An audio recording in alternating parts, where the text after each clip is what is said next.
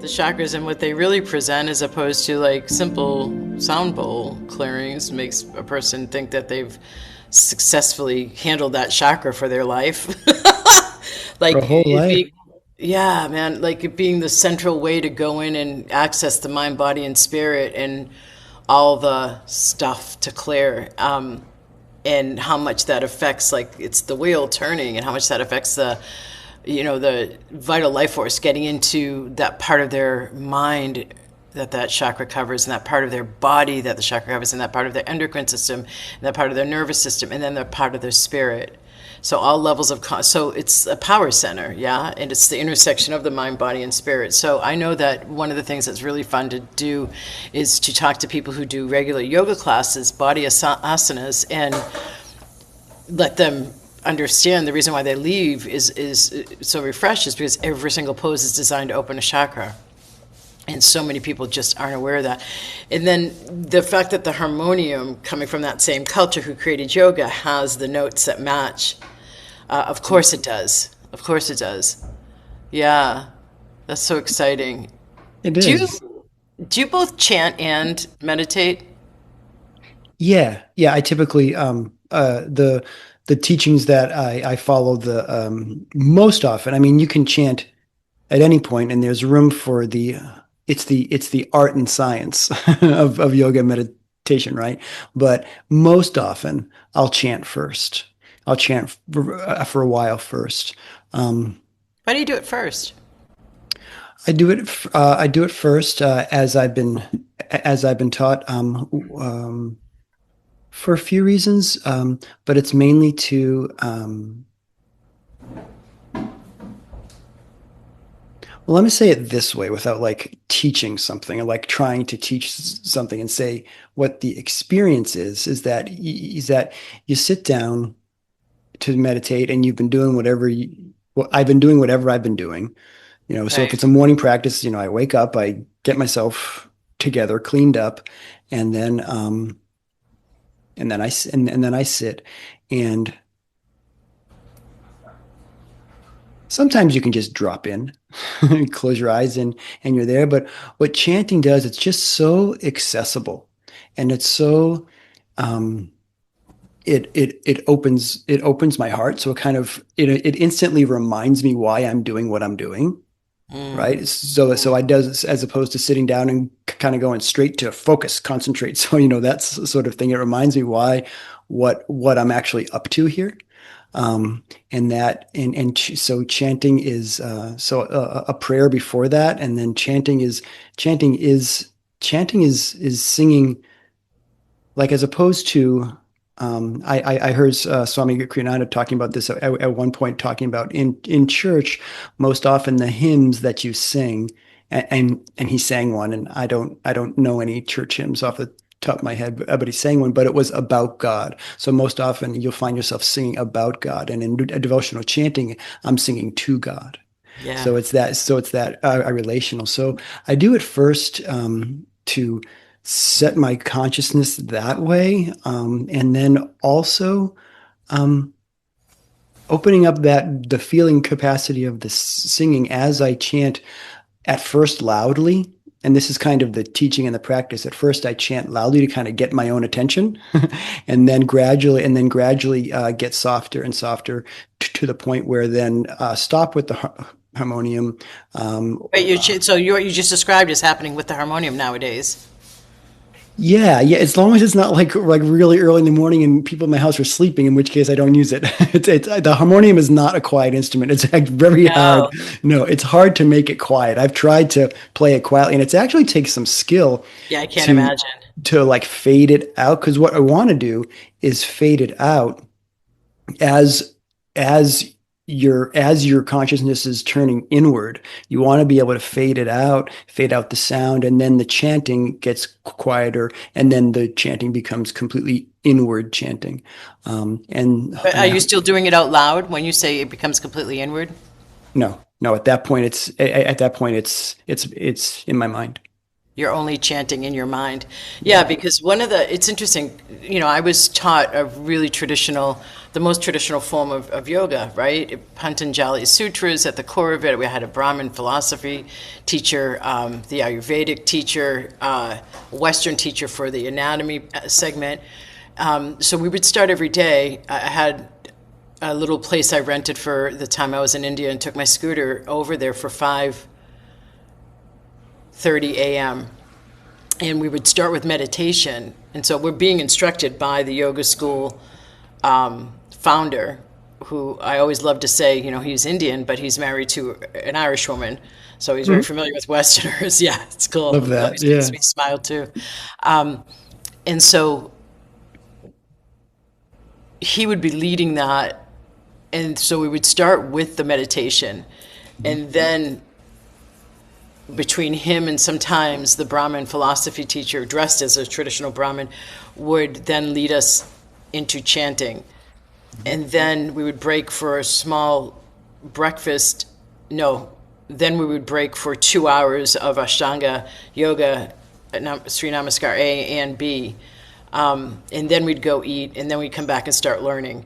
So I know that one of the things that's really interesting to me is as I chant, the difference between doing it inside and out loud. So the yin yang, basically. And it's such a distinguishing difference between the two. Yeah. And I know, So I was just listening to something about the feng shui of the Year of the Fire Horse. I'm going to shift gears a little bit here. Because I want feng shui. I'm familiar with that for like how you arrange furniture and stuff. Yeah, feng shui. Literally, the Chinese word "feng" is wind. The city I lived in Taiwan, its nickname was the Windy City.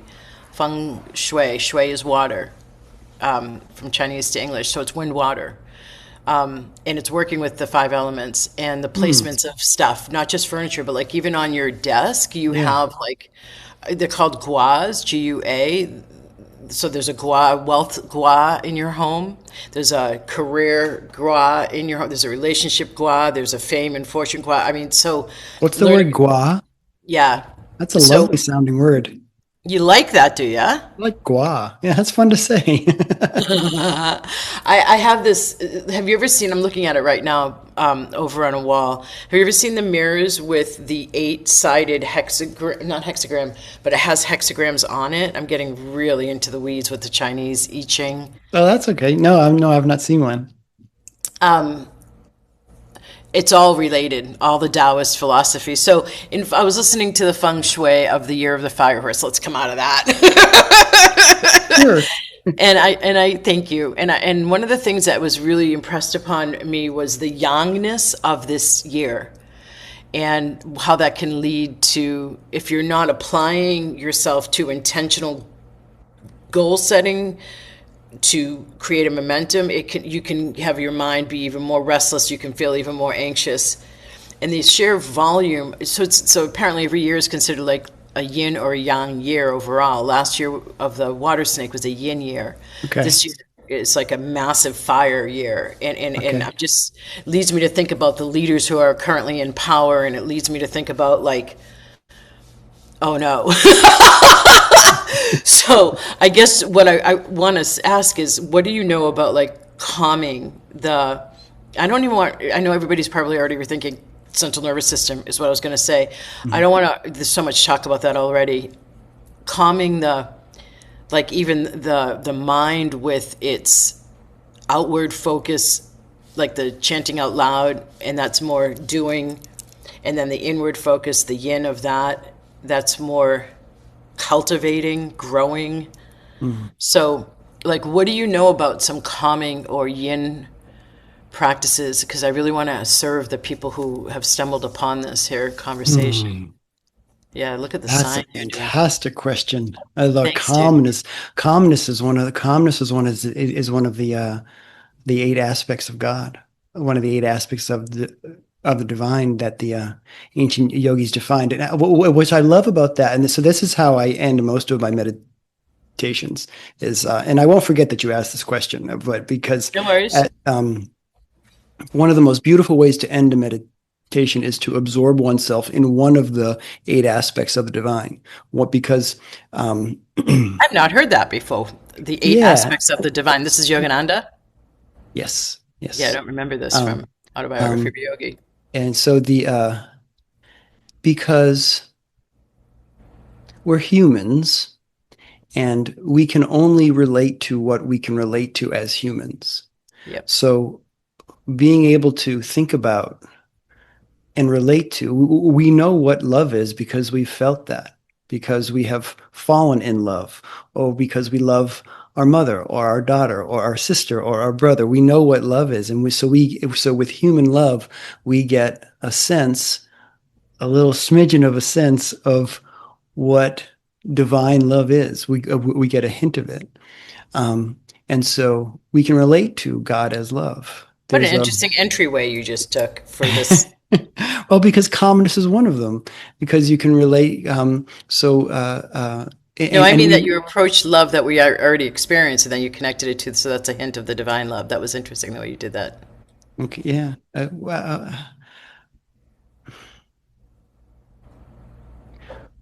Well, so to continue, I guess, uh, be, be- because the alternative is to the way that you just saw me like I sat up straight when I thought about this. Because what I was going to say is the way I was introduced to God it wasn't exactly this way, but what ended up in my mind is that a typical long white beard, judge God, don't Where sit was this happening? judge. I don't know. It's just the way In in the temple? yeah, the way that I don't know, a religion is introduced most often off yeah, so it was Judaism. That's where it came in. The one, the one and only God, and the impression I got, and maybe I'm putting too much on the religion I was brought up with. Maybe I just came into the world that way, thinking, and somehow I got it in my head, as I think many people can relate to, as Yeah, God as this single individual. male. Not necessarily male, yep, not necessarily human, but has some sort of human shape you can relate to, who's like telling you what to do, what not to do, and you go to heaven or you go to hell, and yada, yada, all that stuff that I don't want to get into. But we say, okay, well, that doesn't feel good. That's not at all. So we start looking at some of the other ways that this is taught and introduced, and I'll go right to India. These are where these teachings that a lot of what we're talking about are coming from, where um, God is universal. God is cosmic consciousness. God is however you want to think of it as the divine, but that the divine that's a challenge for a human to just relate to. Okay, so if it's not this individual over here that I thought it was, because that's easy to relate to, and even though I'm kind of repelling it, at least I can relate to it. But over here, when it's not that, and it is, we say God is love.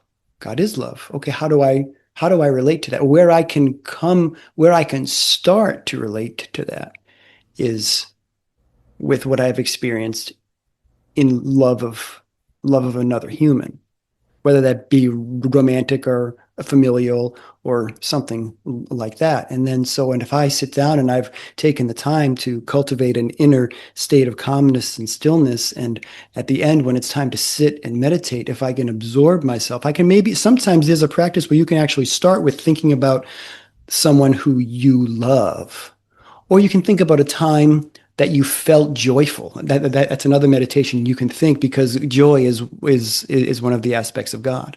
You think of a time that you felt joyful, felt joy, or felt peace, or felt calmness, or or felt power, like energy and power, or wisdom. These are some of these aspects. But like at that time that you felt joyful, and then you start to pull away from the actual circumstances and conditions that made you feel joyful. Like I actually, the first time I tried this, I think you can relate to this. The first time I ever tried it with joy, I said, when did I feel, when was I like beside myself with just joy? And you know what I thought of? I thought of getting pulled behind that boat on Lake Tarpon. When when I was out there with some of my friends when I was in my 20s, and I was on the wakeboard, The and I was boat just dad bought basically for you and your buddies. essentially, he was like, yeah. Essentially, Dad ended up with that boat because I was like, Dad, we need to have some sort of little thing to put on the lake. And he listened to you. Yeah. He doesn't have it anymore. And I just remember going like up and down, like just going back and forth off the waves. And of course I was it was summertime. I didn't really have tons of responsibilities at that time. So all of that sort of circumstantial, that freedom Yeah. that was based on circumstance of the time. That's what I went to when I felt joyful. I have other examples now, but that's what I used. And then, so what you're doing is once you're that calm place, in that still place, in that inward place, to start to pull away from the circumstances and tune in to the feeling of joy as joy. So using that thing that I can relate to as a human, and then starting to, through practice of some techniques, be able to pull away from the circumstances and actually feel that hint, that place, that space of joy, which is one of the aspects of God. And so, in other I don't words, remember what you asked. Oh, you asked me about calmness. calmness. So, what you're suggesting to people is one of the ways for helping with more yin generation of yin energy and feelings and state of being is to sit down in your practice or stand up and walk, whatever way you do your practice, or in the midst of a hectic day, remind yourself of a time you felt calm, settled, grounded. That's nice. So the thing that I've always thought, not always, but for many years have thought about calmness, and maybe this could be helpful to some of the folks who you talk to, who you're thinking about now. I'd love that you're thinking about your folks as we chat. I'm thinking about all the people, all the people.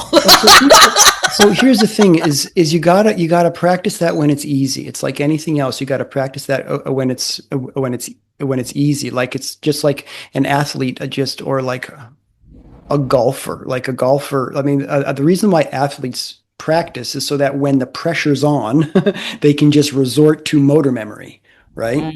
And they can just not.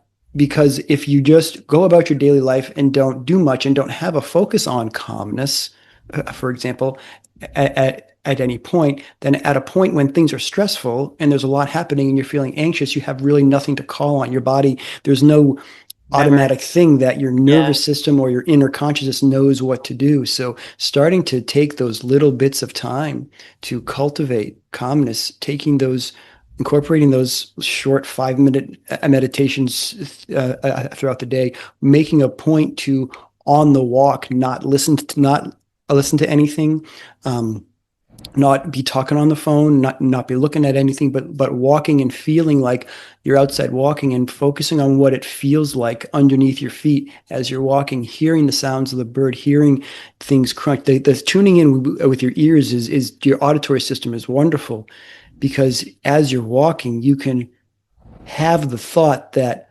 everything I'm hearing is specifically designed for me. God has designed this for me to hear right now. So it's like, so sound is one of the aspects of God. Om, the vibration, the creative vibration. That's one of the aspects of God, sound. And so you're walking and you're tuning into the sounds, and you're thinking that there's like a relationship there. You're giving this to me, you're offering this to me, and I'm offering this walk back to you. Any of these that's a 5-minute walk, a 10-minute walk, a 2-hour walk, these little things. So I don't know that there are specific tools and techniques, but the most effective thing I can think of to say for folks who really want to cultivate calmness and be able to be calm in this year that you're describing, is to just start thinking about it. What can I do today? What can I start thinking? We're going into the question territory. Yeah. Yeah, so that it's there when it's time. I mean, they're wonderful breathing. You know all of them. For there's wonderful breath work and All of breathing them, I think. techniques that if you do them when you're feeling good, they'll be there when you're not feeling as good. So just find the Savings one that account. works for you, right? Find the one that, if it's ujjayi breathing or even count breathing or some breath work that you can call upon. It's fantastic. I love how you said that when you're feeling good. It gets back to, harkens back to some of what we've talked about on previous episodes when we've talked about the not needing crisis to force you to come out of your egoic structure and look for something beyond your everyday existence. It's a terrible time to learn a tool. Yeah, so developing the musculature, as I call it, or creating that savings account, right, that you can call upon so that you're making Mm. deposits, you're not just withdrawing from your central nervous system, from Oh, your what a life nice force. metaphor. Yeah. Yeah, it works, doesn't it? It's helpful. Yeah. I like that. Yeah. So I know embodiment too is another, and this is a yin aspect from my understanding, like the appreciation of the body, being in the body, appreciating your body no matter the judgments or the body image stuff that Instagram helps you think you're supposed to have, etc. To appreciating your body and all that it allows you to do and working with your body is considered a very yin activity. Mm. Now you might step out and then maybe strength train, weight train, whatever, yoga, and that would, depending on what you choose, typically it's a yang activity. But all of the yin stuff is before it becomes physicalized. That's the whole territory of the yin yang, the black and white. Is Okay. Yeah. all of it's the inside work, and so with this outward momentum of a fire and a horse together this year, like the sparks, and it's a 1 year numerologically, like I've said before, so there's a lot of new beginnings and fresh starts. So Mm. there's a lot of momentum to get stuff going, right? And so in that momentum, you can forget about your body because you can just be led by your ideas. Because there's also creativity that's a major part of this year, Okay. creating the new momentum. And so remembering to come back to the body, even if it's just putting your hand over your solar plexus chakra, because that one is the main one involved with the vitality required and the aspect that is linked to that, the vitality required to manifest out in the material world, right? So if you just put your hand over your solar plexus, the top of your digestive tract, we've talked a lot about that Mm. chakra Yeah. before. So yeah, I mean, just really having a sense of your body as you're maybe getting all this inspiration with what you want to create this year is another helpful tip. I know that there was something else I wanted to ask you. I find my consciousness really focusing on wanting to talk about more. So this is my guidance showing me to talk about this more. It's not like my personal desire to. Okay. The expectations that you have of any aspect of how you are with life, whether it's your finances or your love relationships, your family relationships, your colleagues, how you are in your career, how you are with your side hustle, if you have a side hustle, all of the expectations of yourself and of life and how life behaves with you that you then project out onto the tapestry of life, external to your own consciousness and your own energy field. So all of that comes from the storylines, the conclusions, the stuff that the majority of which we don't hear in our self-talk. So David, do you have, I find that, let me just complete this. So I find that what my guidance wants me to focus on is looking at where your expectations that you're projecting out could be revised and Mm. improved. And particularly the nuance, and this is where this territory I work so frequently with people, is going to what they don't hear that's creating that expectation.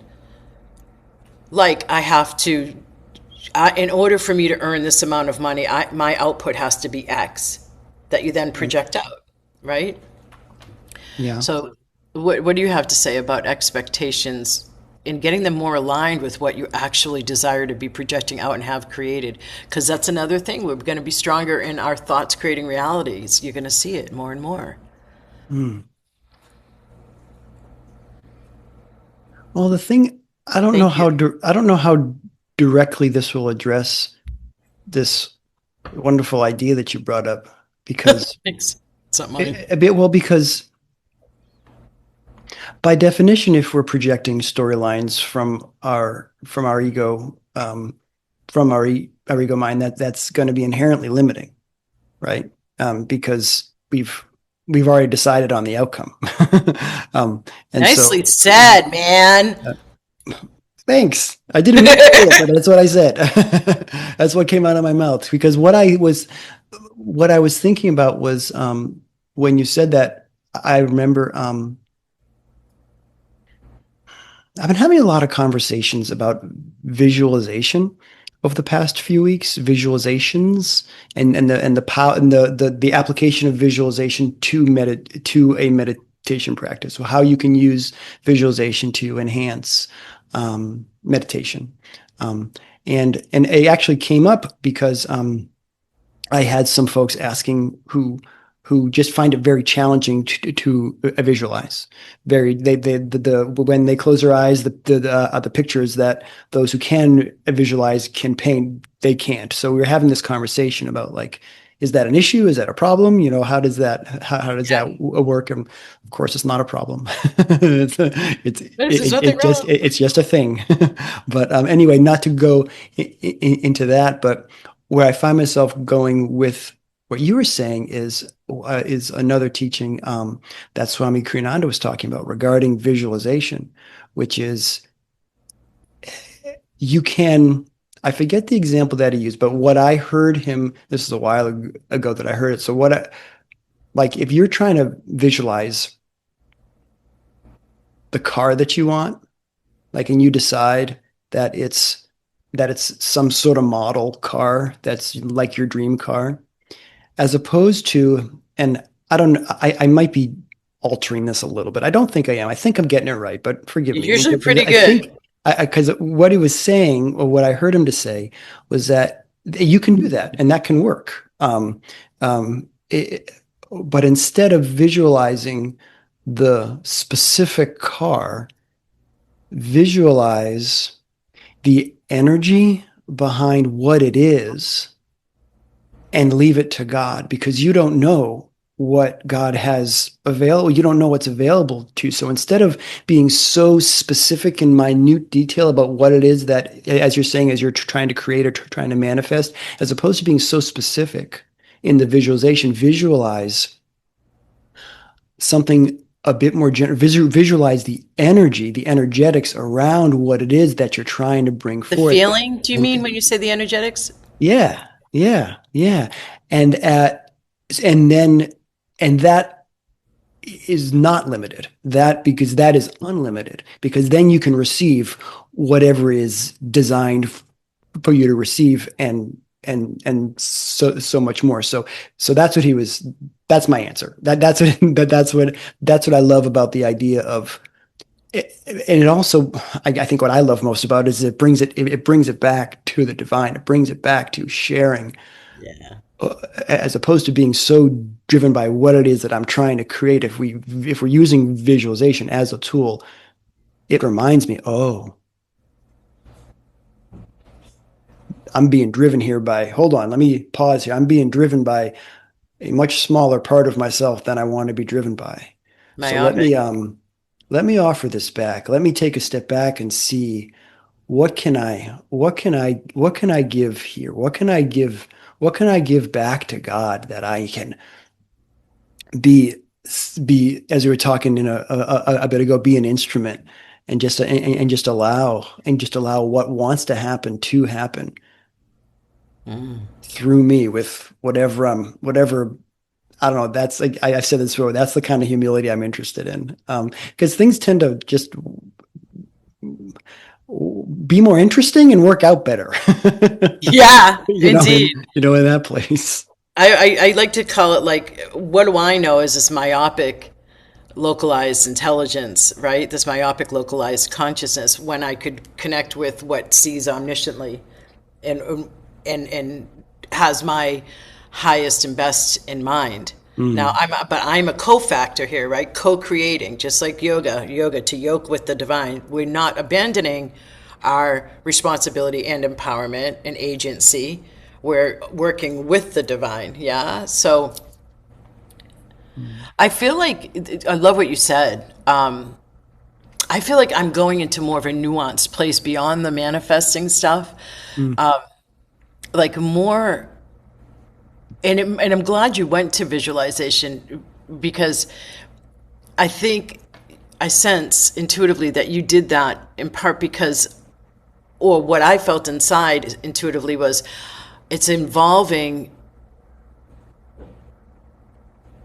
something. There's new mechanics emerging because of the new vibrational backdrop we're living in and the progression we're making in our 20-year greatest evolutionary leap for humans ever, Mm. 2012 to 2032. And so our thoughts, like I said, are creating sooner and quicker and more effectively, regardless of how much work we've done or not done.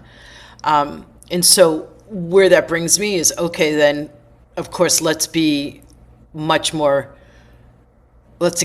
self-mastery over what we're projecting out onto the neutral tapestry, or if it's not neutral, it's loving, right, of the non-localized consciousness. And the visualization and the feeling, both of those are really effective communicators to the non-localized consciousness to show it what we're focusing on, because it just matches our focus, right? So where I wanted to, what are you smiling about? Do you want to interrupt there? No, keep going. I'm So with you. what I find is juicy is like the territory that I spend so much time in is what creates that storyline. What creates that expectation? What creates that projection?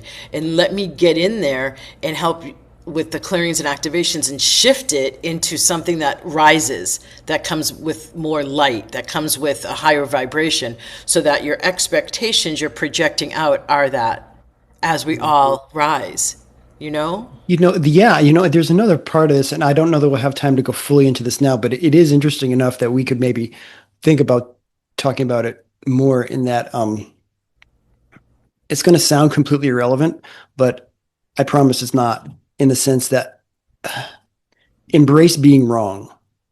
Oh yeah. Yeah, like so if you can notice, Good if one, I can David. if I can notice, like if I could be called out on something, if I could recognize I was wrong about something, every time that happens, I feel like it takes a little chip away from that ego, right? A little, because every time we're challenged in that way, as long as I don't defend myself and go into that, as long as if I can absorb that, oh, okay, you're right, like you're right, I'm not right. You're right, and let that, and like if it's a person, let that person be right. Or if I was learning a lesson some otherwise, it's like, okay, thank you for that, thank you for that. Because every time I take a little chip, because we need to have like we need to be strong in ourselves, right? But in the right in the right humble way, because every time that we get a little bit less from our ego, and our consciousness raises just a little bit because of that, I feel like what you're talking about, as far as what we put out there for expectations, there'll just be less of that. That's, I don't know, limiting to be putting out, right? I'm just getting, I don't know, clearer, cleaner. um More and purified is what yeah, I said. Yeah. I love that word, purified. Yeah, not a lot of people, not everybody does. And for you who's listening, what happens, gets triggered when you hear the word purify? Do you automatically go into a massive list of disciplinary actions you must take with yourself and your body?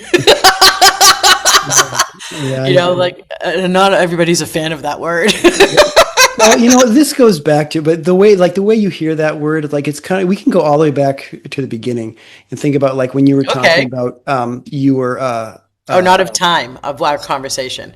Yeah, yeah, yeah. The second thing is a little easier to handle. So we were talking about like your teachers.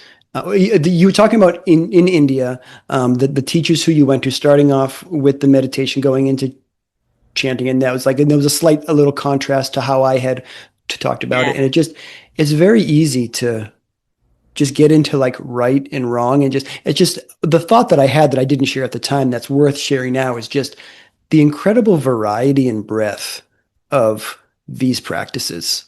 And yeah, because one guru teaches it one way doesn't make it another. I mean, it's just they're all like I don't know. I've heard it said wonderfully, like they're just rays of light, different rays of light that you're drawn to. And so when we think about all these, like everything that we've talked about, these little techniques or tools or things, it's like as long as you're doing something, as long as you're going with what feels helpful and useful and resonates, I've said this before, I'll say it ad nauseum, then as long as you're doing something, then it's going to build and it's going to grow and you're going to gain. Like consistency is the most important thing. Momentum is a real oh my thing. God, yes. It's